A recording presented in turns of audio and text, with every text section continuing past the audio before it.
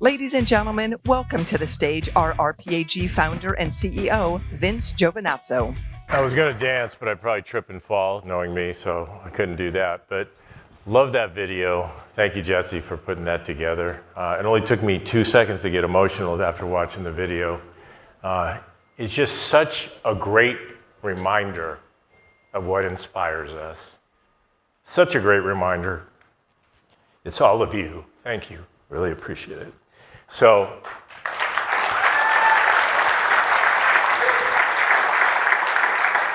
it's one thing I struggle with every year, emotion, because I'm not inspired and I have no energy. So, but do me a favor, everybody stand up. This is too rich. I'm getting a picture. Oh, this is awesome. Give me a thumbs up, and just thumbs, no other fingers up, please. Thumbs on 3. 1, 2, 3. One more. Ready? 1, 2, 3. Oh, that's so beautiful. Thank you. And by the way, we have the original founder of RPAG here, my mother. Mom, stand up.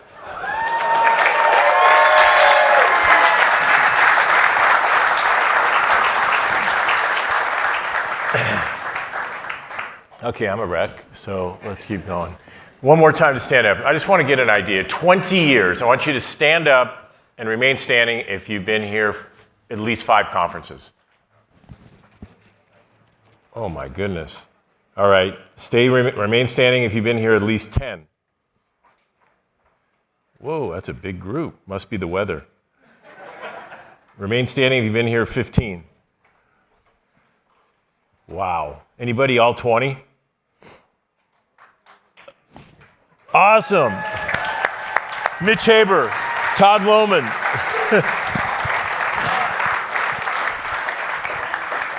And then I look around and some of you were in short pants when we started this, so it's been a long time. But some of you have been with us here from the start.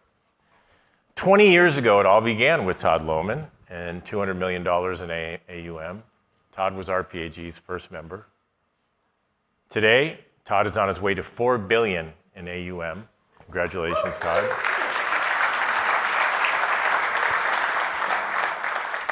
And RPAG members have more than 150,000 retirement plans and $1.6 trillion in assets. Amazing. 20 years ago, we were called 401k Producer Services. I don't know if anyone remembers that. We had the ugliest logo ever made. I know because I created it. I thought it was good at the time, but it was awful. Today, of course, we are Retirement Plan Advisory Group, and we have an artistic logo with beautiful, vibrant colors, no thanks to me. But 20 years ago, we had our first conference at the Montage. I don't know if any of you remember that, down the road a few miles. We had 3 sponsors. We had about 9 advisors in the room. We added a few of our own employees. We dragged some people from the hallway, some volunteers that were at the Montage. We filled up the room. And today, in the last several years, we've had an overflow crowd of over 550 attendees and 70 sponsors. Thank you. Thank you to the sponsors. A big round of applause to all the sponsors.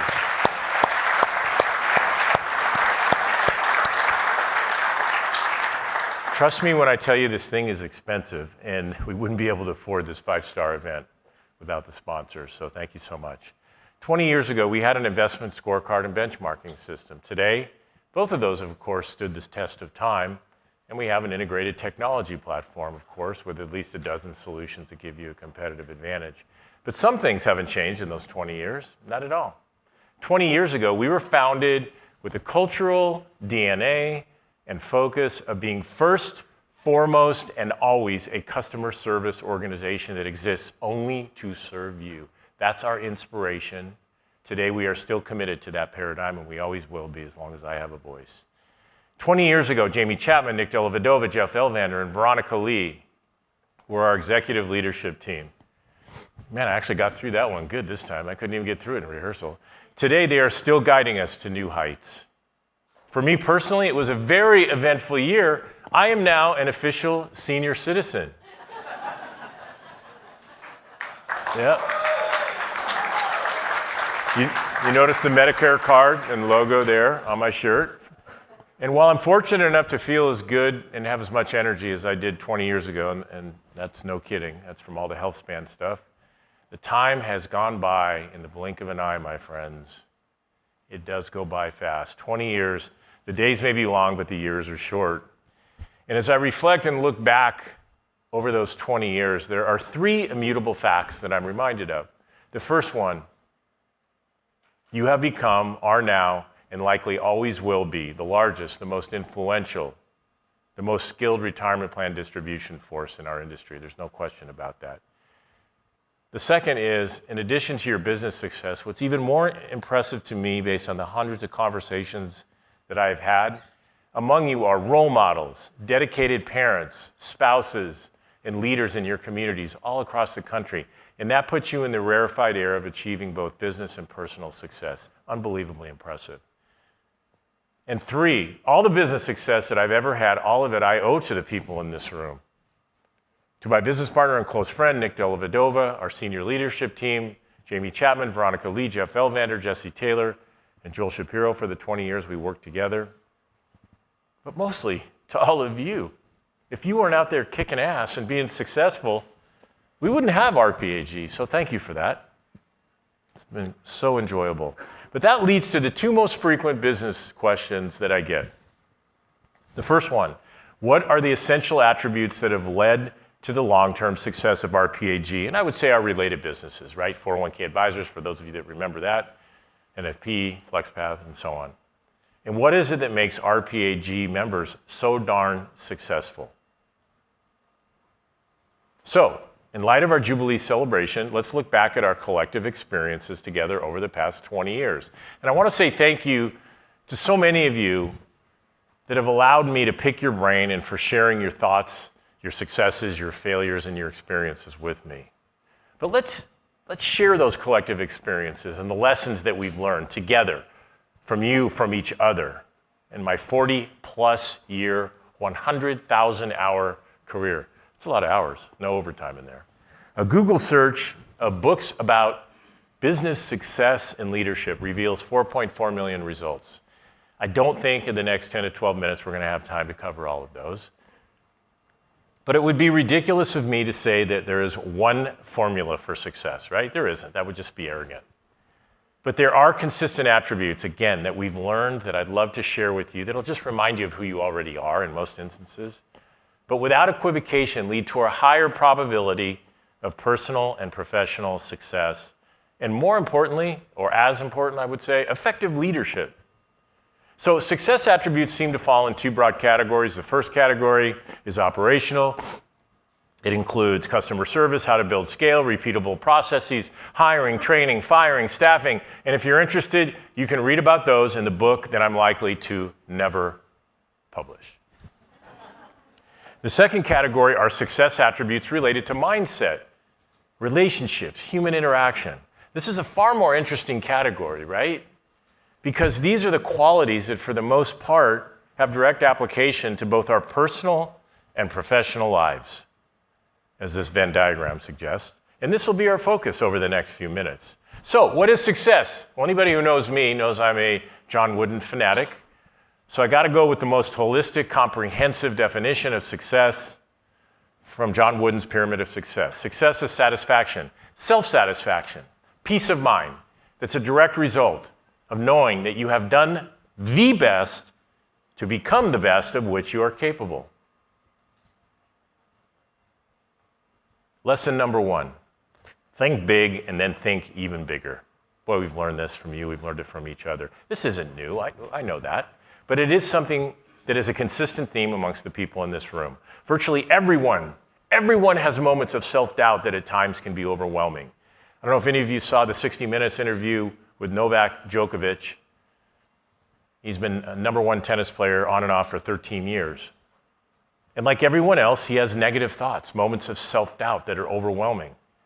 But it's his ability to process these thoughts that make him better. I know I've had times when I've had those thoughts. They can be very debilitating. Everyone has them from time to time. And when we do, it's important to acknowledge that they're there and then harness our inner Michael Jordan, right? When you think big and you want to be successful more than you want to breathe, you will be successful. Dr. Carol Dweck, read some of her books, a renowned psychologist. She distinguishes between a growth and a fixed mindset. It's fairly simple, right? It's intuitive. Fixed mindset has internally self-imposed limitations. A growth mindset thinks bigger. No limitations, no glass ceiling. Sometimes think big shows up in day-to-day life, and I just wanted to share a personal example. So my wife Susie and I spent a month hiking this past summer and whitewater rafting, first in the Dolomites of northern Italy and then in Utah. It's beautiful. We had a great time. There were times when I was an hour or two into a 14-mile hike that had 2,000 feet of elevation gain, where my fixed mindset literally slowed me down. I could feel my body slowing down. I'm the oldest guy in this group. I don't do well in elevation. It's too hot. It's too cold. I don't have the right hiking shoes. I don't have anything to prove. And as I argued for my limitations, as Richard Bach would say, they became mine, right? Became a self-fulfilling prophecy. But when I got out of my head and my own fixed mindset, which sometimes, especially my wife and my kids tell me that I need to do, and I visualized success, the rest was easy. Sound familiar? We all go through a variation of this occasionally. But what about life and death examples? I love this one. Any of you remember Captain Chesley Sullenberger? Piloted an Airbus 320, a 100,000 plus pound aircraft, to a perfect landing with no power over the Hudson River. Everyone lives. So Captain Sully was descending over the Hudson River. Do you think he was saying, "Holy shit, I can't do this"? In fact, his thought after the bird strike that knocked the engines out was, and this is a direct quote, "There is always a way out of even the tightest spot." And by the way, that may not be true, but I certainly want my pilot to have that mindset. Now that's thinking big. Number two, successful people start with what inspires them. They start with why. Again, this isn't new, but it's a reminder of who you already are. The theme was popularized by Simon Sinek in his book by the same name, Start With Why. And it's a core tenet in hundreds of books on leadership, coaching, and building a business. These are some of my favorite books. They're fun books. Successful businesses and individuals start with why they do something, followed by how, and then finally what. And there's a behavioral reason for that.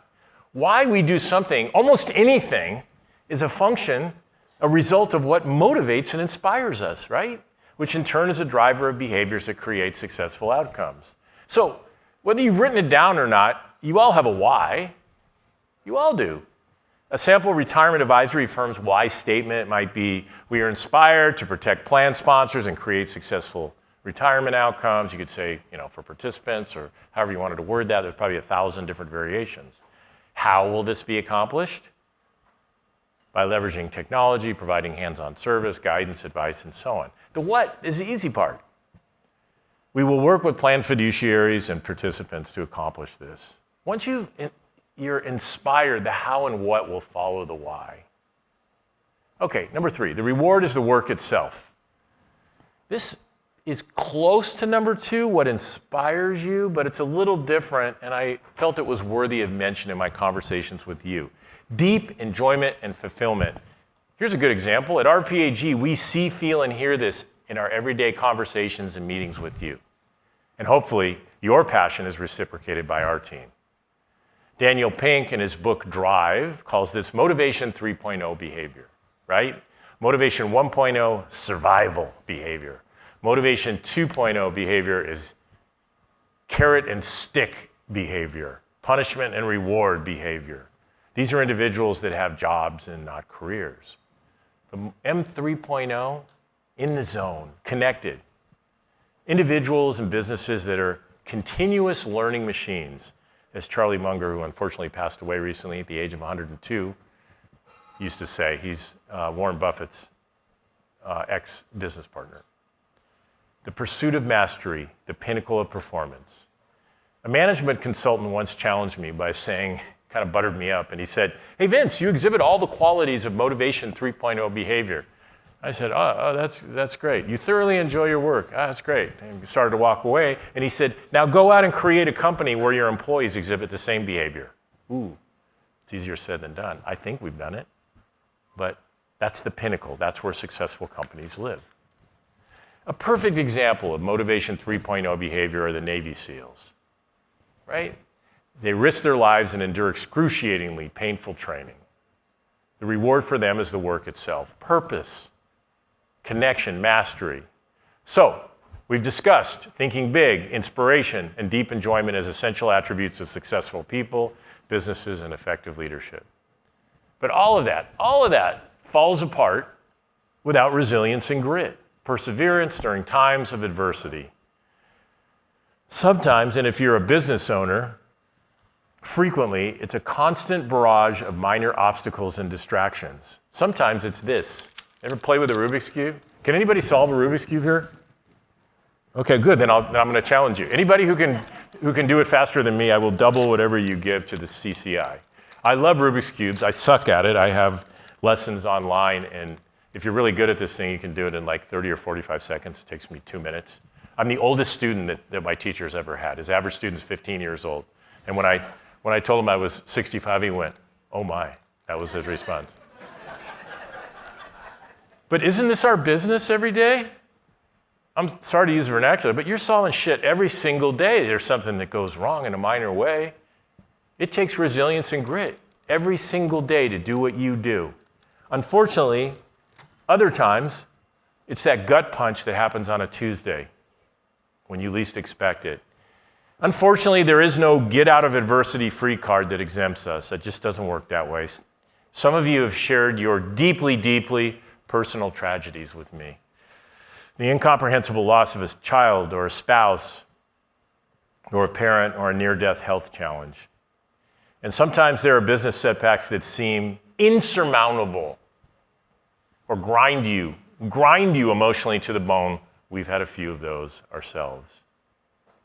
And although it's a line from Sylvester Stallone and I don't know what it was, Rocky 17 or one of those movies, it's life isn't about how hard you hit, it's about how hard you can get hit and still get up.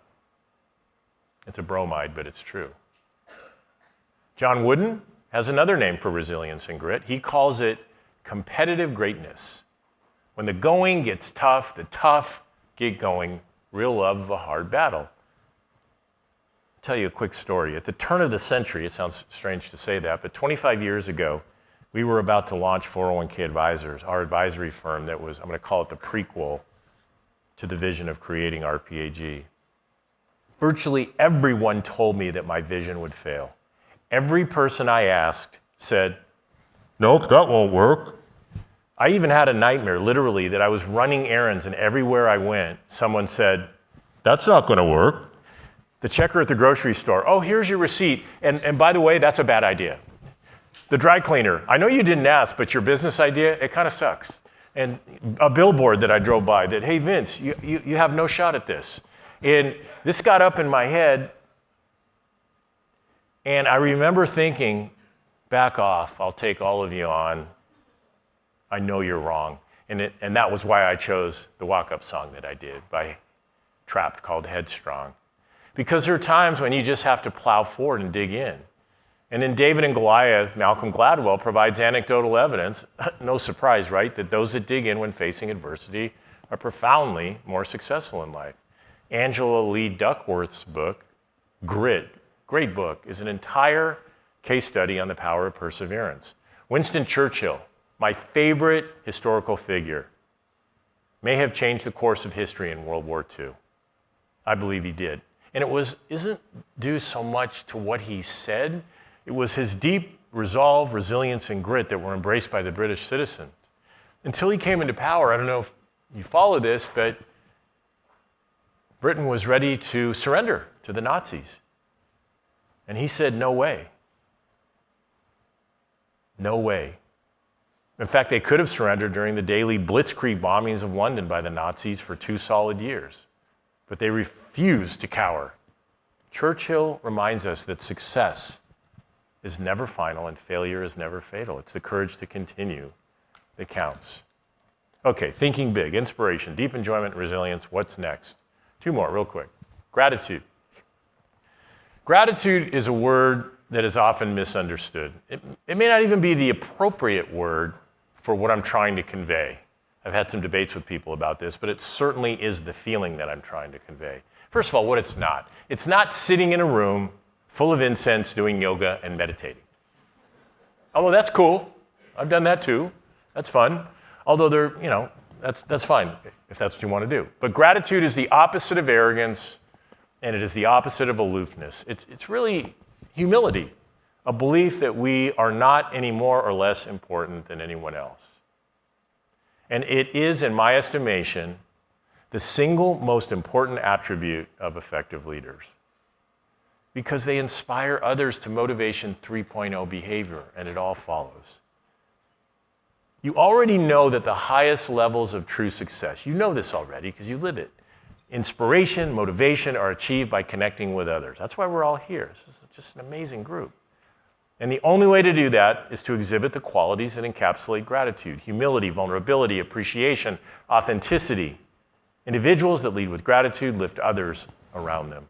Walter Green, if you haven't seen his work, he started the Say It Now movement. And what he means is say it now while we're alive, not when you're gone and they're having a memorial about you and everyone's saying nice things about you and you want to say nice things back. Try that before that time.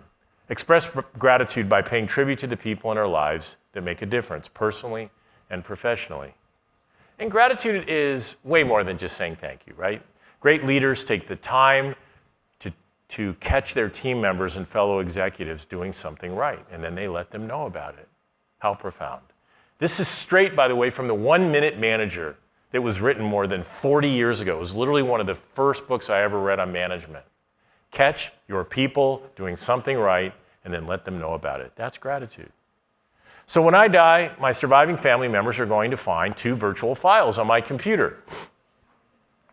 No, they're going to find 2 good virtual files on my computer. Quit snickering. I hear you guys. The first are copies of hundreds of expressions of gratitude, cards, notes, and letters that I have written to friends, family, and in some instances, complete strangers. And the second file are copies of dozens of expressions of gratitude that I have received. And I go back and I visit both of those from time to time, and they lift my spirits when I need it. Because giving and receiving gratitude has motivated and inspired me to new heights. I'm going to say this. It's a fun position to take. I'd be glad to debate it with anyone. I think it is the single most powerful driver of behavior and inspiration in our leadership toolkit. But my favorite graphic form of this is Dunning and Kruger. Dunning and Kruger approached the topic of gratitude as a graph with competence or skill on the x-axis and confidence on the y or vertical axis on the left, and gratitude on the vertical axis to the right. The first iteration of the Dunning-Kruger effect are people that have high confidence and they have low competence. This is called the peak of Mount Stupid. We all know people that have reached the peak of Mount Stupid, and it makes sense, right? This would be, for my money, most of the social media influencers, most politicians, some of your competitors. But almost everyone experiences the peak of Mount Stupid at some point. I had a really long personal example, but in the interest of time, I won't share it other than to say, I've been there on a few things. But humble people move on. Because what happens is your confidence plummets into the valley of despair after realizing that you're wrong or you don't have skill in that particular area. But as you learn, your increase in knowledge becomes the slope of enlightenment. And if this continues, it becomes the plateau of sustainability. And what's beautiful about this is the convergence of gratitude, competence, and confidence. This is the path to mastery. This is where successful people live. This is where effective leaders live. This is where you live. Okay, last but not least, thinking big, inspiration, deep enjoyment, resilience, gratitude. What's next? Radical truth and transparency. This is a fun one, unless you live in my house, because I've experienced radical truth and transparency for 38 years, but people ask me all the time, why do you have a great marriage? Because of radical truth and transparency. Doesn't always feel good. My wife's never told me what I want to hear, but she certainly tells me what I need to hear. Many of you are familiar with Ray Dalio, multi-billionaire and founder of Bridgewater Associates, one of the largest hedge funds in the world.